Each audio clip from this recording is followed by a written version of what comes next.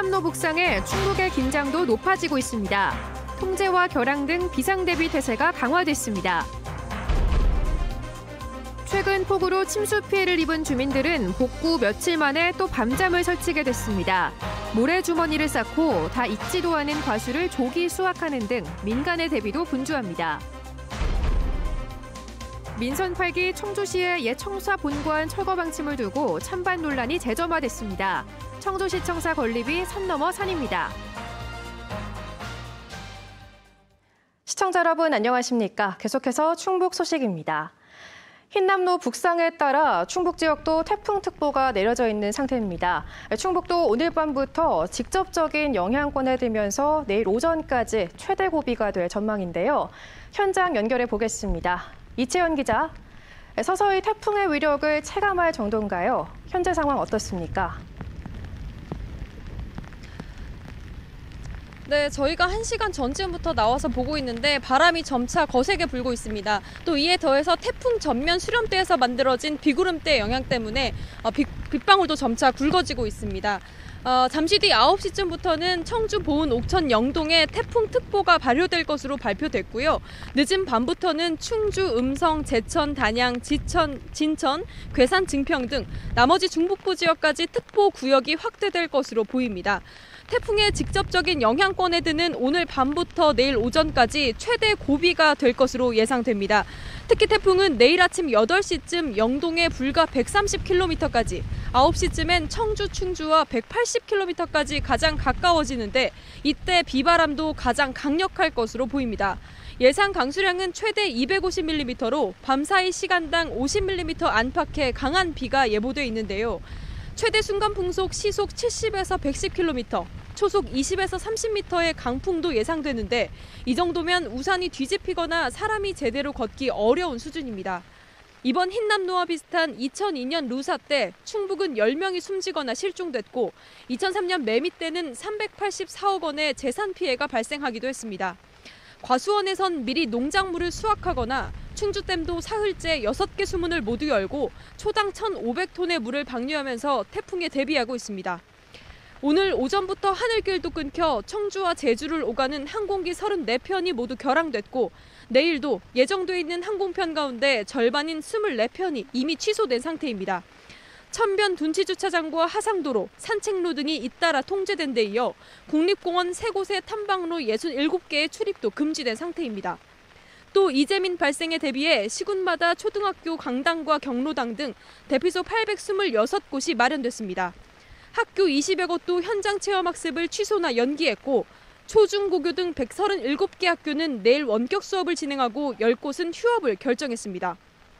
한편 오늘 낮 1시 반쯤 제천 금성면에선 연일 비로 낙석 1,100톤이 도로로 쏟아져 긴급 복구 작업이 이뤄졌고 곳곳에서 나무가 쓰러지는 등 본격 태풍 영향권에 들기 전부터 크고 작은 사고가 보고돼 재난당국의 긴장이 높아지고 있습니다. 지금까지 청주 무심천에서 MBC 뉴스 이채연입니다. 시시각각 다가오는 태풍이 가장 두려운 사람은 최근에 폭우 피해를 본 주민들일 겁니다. 모래주머니에 양수기까지 만반의 준비를 하고 있는데 제발 이번만은 피해가 없길 간절히 기도하고 있습니다. 김대훈 기자가 현장 다녀왔습니다. 지난달 폭우가 쏟아지면서 3번이나 침수 피해를 본 청주시 복대동입니다. 주민 수십 명이 한밤중에 빗물을 퍼내고 상가는 어른 허리 높이까지 잠겼던 곳입니다. 한 달이 다 돼가지만 복구는 아직 진행 중입니다.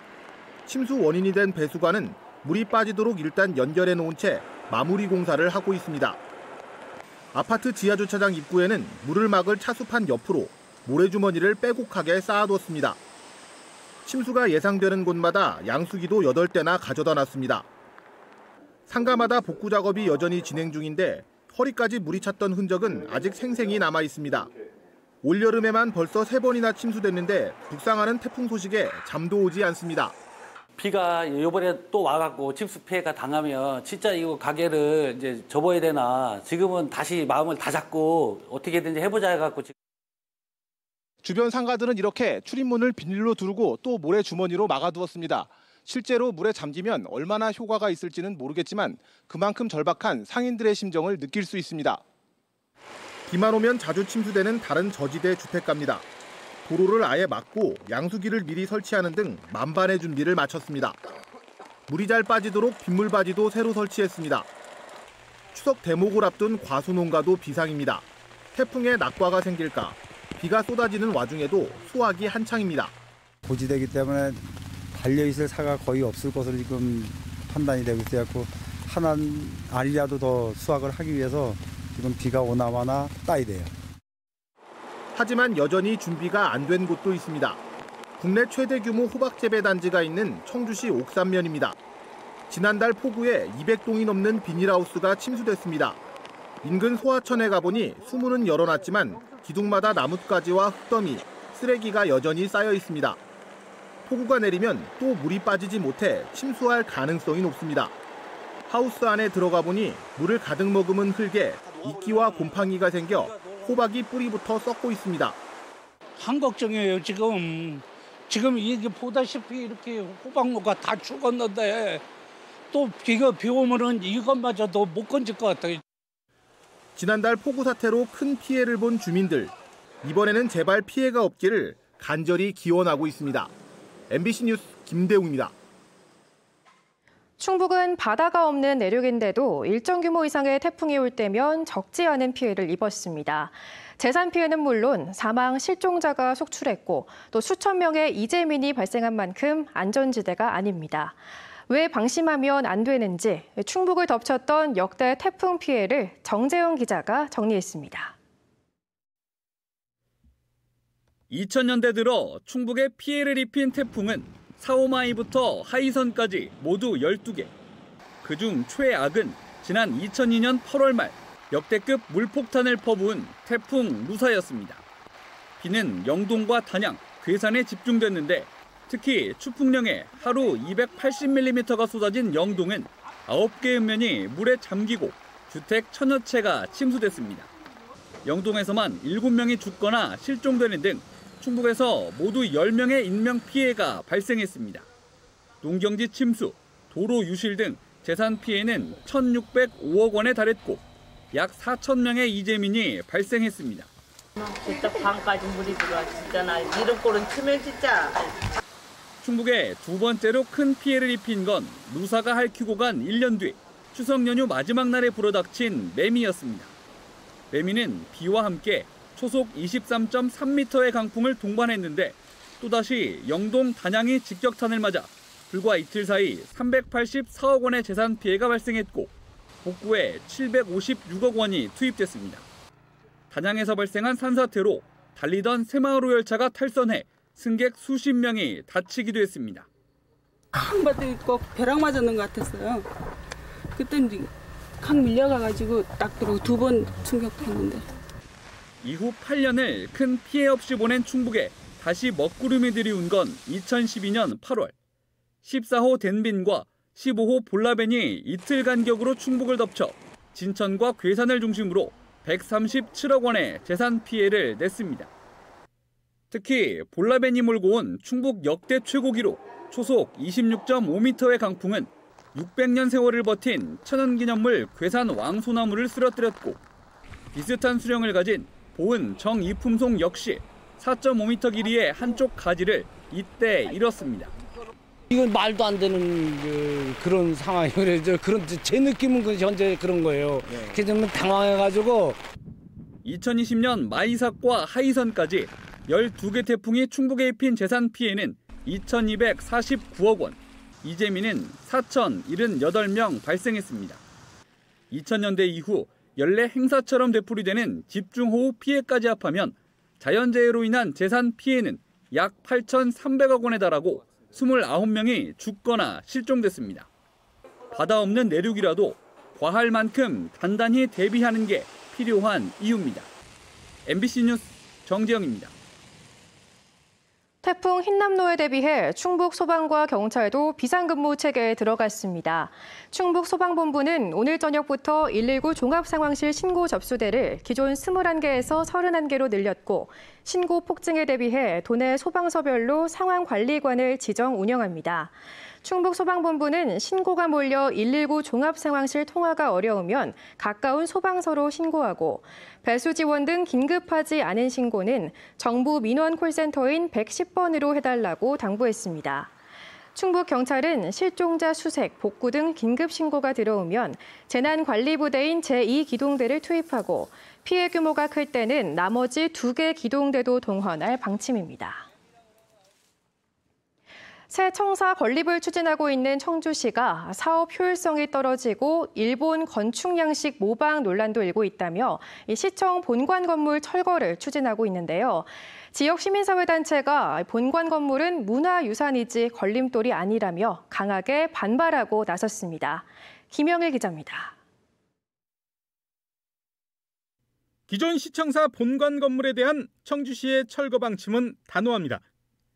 새 청사 부지 한복판에 위치해 건물 배치와 공간 활용에 문제가 많고 주차 공간 확보도 어렵다는 이유입니다. 원형 훼손이 심각하고 옥탑은 후지산, 로비 천장은 우길기를 형상화하는 등 일본 건축 양식을 모방해 문화재적 가치가 있는지도 의문이라고 강조했습니다. 옥탄 후지산을 그리고 로비 천장은 우길기를 형상을 하고 난간 또한 일본식 구조로 그 일본의 대표적인 근대 건축가인 당귀의 겐조 건축 양식을 답습했다라고 이렇게. 그러나 시청 본관이 사라지는 것에 대한 시민사회단체의 반발은 거셉니다. 청주의 지형이자 별칭인 주성을 돛대와 배로 표현해 역사적 정체성까지 담은 본관 건물을 청주시가 건축가까지 모욕하며 폄훼하고 있다는 겁니다.